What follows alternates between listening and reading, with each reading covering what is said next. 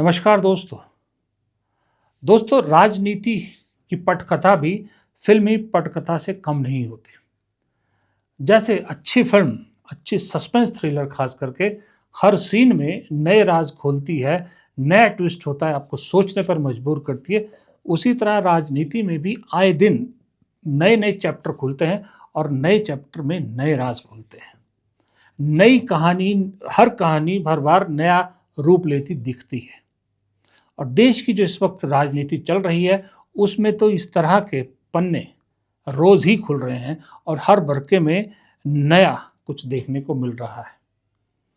हाल ही में एक कुछ ऐसा ही कोशिश प्रधानमंत्री नरेंद्र मोदी ने भी की थी इंडिया गठबंधन को लेकर, जहां राहुल गांधी को, या यूं कहें कांग्रेस को, या राहुल गांधी कह लें आप, अलग थलग करने की एक बड़ी सोची समझी चाल प्रधानमंत्री ने चली थी।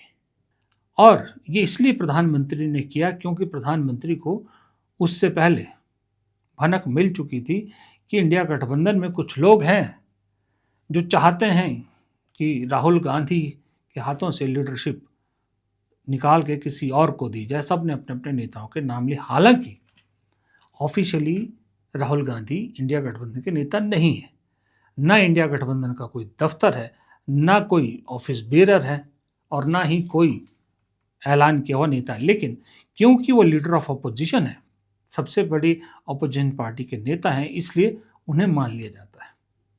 लेकिन कुछ लोगों को लगता है कि नहीं, सारी लाइमलाइट फिलहाल राहुल गांधी ही क्यों ले जाते हैं। राहुल गांधी आज की डेट में मोदी से ज़्यादा लाइमलाइट ले जाते हैं, तो उनको लगता है कि उनकी राजनीति के लिए भी लाइमलाइट ज़रूरी है, इसलिए वो आए बघाए ऐसा बयान देते हैं और मोदी जी ने उसी को कैश करने की कोशिश की। लेकिन इस बार मोदी जी की वो कोशिश नाकाम हो गई तुरंत उस वक्त जब फारूक अब्दुल्ला ने, माफ़ कीजिएगा, उमर अब्दुल्ला ने बयान दे दिया कि राहुल से ज़्यादा सरकार पर हमला और कौन कर सकता है। राहुल गांधी अपना काम परफेक्टली कर रहे हैं, राहुल गांधी जो कर रहे हैं वो सही कर रहे हैं। राहुल गांधी ने बीजेपी का मुकाबला करते हुए कौन सी कमी रखी? लगातार एक ऐसे शख्स हैं जो बीजेपी को मतलब हमेशा निशाना बनाते हैं, हमेशा बीजेपी की मुखालफत करते हैं, हर चीज पे जो है वो बीजेपी को जो है वो और गवर्नमेंट को जो है वो टारगेट करता है। That is the job of the leader of the opposition. अब इससे ज्यादा आपको राहुल गांधी से क्या चाहिए? अब ठीक है ना, अब कभी कभार इलेक्शन में जो है कांग्रेस की कामयाबी नहीं होती, लेकिन इंडिया ब्लॉक का काम है गवर्नमेंट को आड़े हाथ लेना, बीजेपी को अपोज करना। उसमें राहुल गांधी ने कौन सी कमी रखी, मुझे कोई ये बताए। उत्तर प्रदेश में अभी आप देखिएगा, समाजवादी पार्टी को विधानसभा चुनाव में सत्ता से दूर रखने के लिए मायावती को प्रमोट किया जाएगा इनडायरेक्टली, और जब एक बार वो काम हो जाएगा फिर अखिलेश यादव की भी तारीफों का पुल बांधने शुरू हो जाएंगे, यानी राहुल गांधी से बेहतर बताया जाएगा। तब इस देश के सामने रखा जाएगा कि राहुल गांधी के मुकाबले तो मोदी जी के सामने अगर कोई टिक सकता है वो है या तो ममता बनर्जी, या अखिलेश यादव, या अरविंद केजरीवाल, या स्टालिन। राहुल गांधी में दम नहीं है कि मोदी को चैलेंज कर पाए।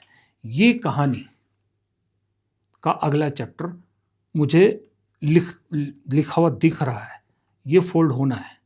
आज नहीं तो कल, कल नहीं तो परसों, लेकिन मुझे लग रहा बंगाल चुनाव के बाद बहुत सारी चीज़ें बदल जाएगी, बीजेपी की राजनीति भी बदल जाएगी। और अगर बीजेपी बंगाल में सत्ता हासिल कर लेती है फिर तो ममता बनर्जी का समर्थन करने के कोई रोक नहीं सकता।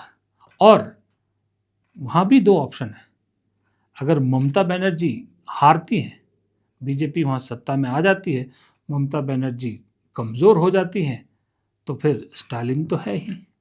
फिर क्यों ना स्टालिन के नाम को आगे बढ़ाया जाए, क्यों ना स्टालिन के नाम पे फूट डाली जाए। और महाराष्ट्र में शरद पवार को अपने खेमे में लाने की तो तैयारी पूरी है ही। उसमें जानकार कह रहे हैं कि कोई दो राय नहीं है, वो तो राज्यसभा चुनाव करके थोड़ा सा रुक गया है, वरना शायद उससे पहले हो जाता। और अगर अजित पवार जिंदा होते तो अब तक हो भी चुका होता। तो ये सारे गेम प्लान बुने जा रहे हैं, सारे जाल बुने जा रहे हैं सिर्फ एक पार्टी को फंसान, पार्टी भी नहीं कहूँगा मैं, सिर्फ एक परिवार को सत्ता से दूर रखने के लिए, और वो परिवार है गांधी परिवार। मुझे ऐसा लगता है बीजेपी को कांग्रेस से कोई दिक्कत नहीं है, क्योंकि बीजेपी के अंदर कांग्रेस की आइडियोलॉजी तो घुसी हुई, ज़्यादातर नेता तो वही है। दिक्कत सिर्फ एक परिवार से, और वो परिवार से दिक्कत इसलिए नहीं है कि उनकी कोई पर्सनल ग्रजेज है। उमर अब्दुल्ला ने ये कहा, स्टालिन तो पहले से राहुल गांधी कांग्रेस के साथ हैं, उद्धव ठाकरे, संजय राउत लगातार राहुल गांधी की तारीफ करते रहते हैं। तो जो एक ममता बनर्जी के खेमे की तरफ से आवाज़ उठी थी और जिसे मणिशंकर अय्यर ने कुछ और रंग देने की कोशिश की थी, वो पटाखा तो फुस हो गया। लेकिन इसमें ट्विस्ट ये है कि ये कहानी अभी ख़त्म नहीं हुई। ये कहानी अभी फिर से दोहराई जाएगी और दोहराई जाने की कोशिश की जाएगी। कब?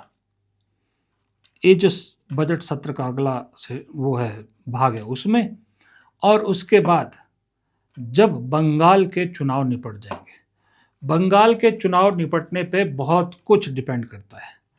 अगर बंगाल में बीजेपी फिर नाकाम होती है, ममता बनर्जी वहाँ काबिज होती है, केरल में कांग्रेस काबिज हो जाती है, असम में भी कांग्रेस जीत जाती है, पुडुचेरी भी जो गठबंधन है कांग्रेस डीएमके का वो जीत जाता है, तो बीजेपी के लिए यही एक आखिरी रास्ता बचता है कि ममता बनर्जी तो 5 साल के लिए आ गई, ममता बनर्जी को 5 साल बाद देखा जाएगा, 4 साल बाद देखा जाएगा, स्टालिन को 4 साल बाद देखा जाएगा। लेकिन 29 और 29 से पहले जहां जहां लड़ाई है, मध्य प्रदेश, राजस्थान, छत्तीसगढ़, पंजाब, उत्तराखंड, हिमाचल, यहाँ पर तो मुकाबला कांग्रेस से है। और यहाँ अगर कांग्रेस कहीं अच्छा कर गई तो 29 के लिए लाले पड़ जाएंगे भाई साहब वापसी के।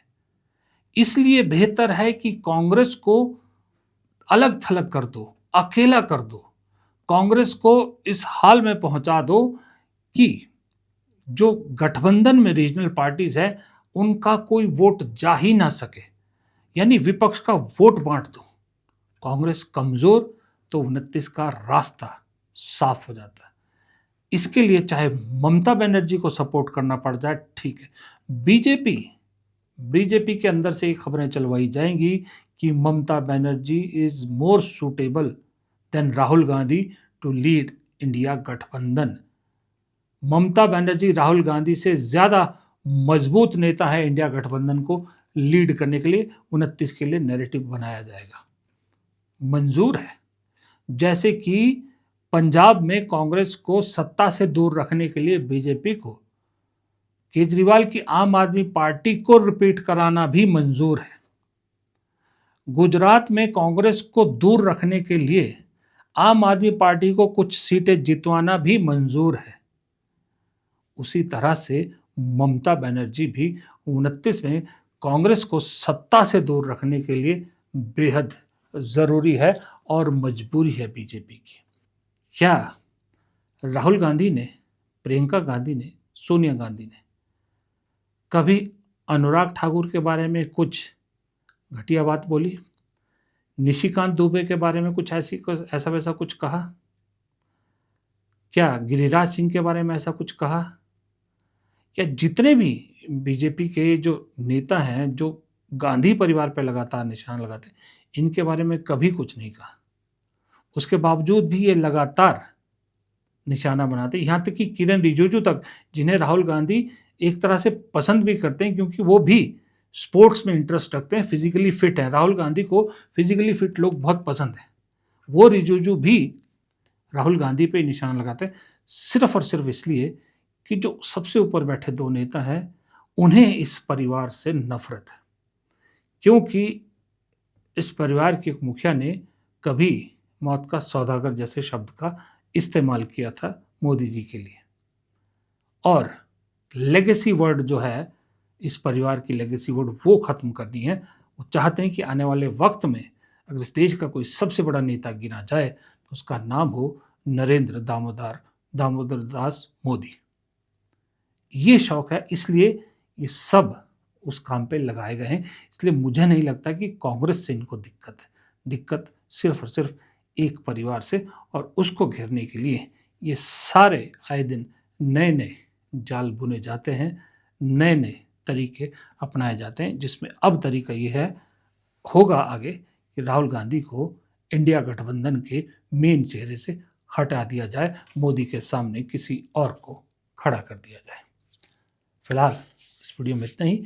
वीडियो पसंद आया तो लाइक कीजिएगा, शेयर कीजिएगा, कमेंट में अपनी राय ज़रूर दीजिएगा और चैनल को सब्सक्राइब करना मत भूलिएगा। नमस्कार।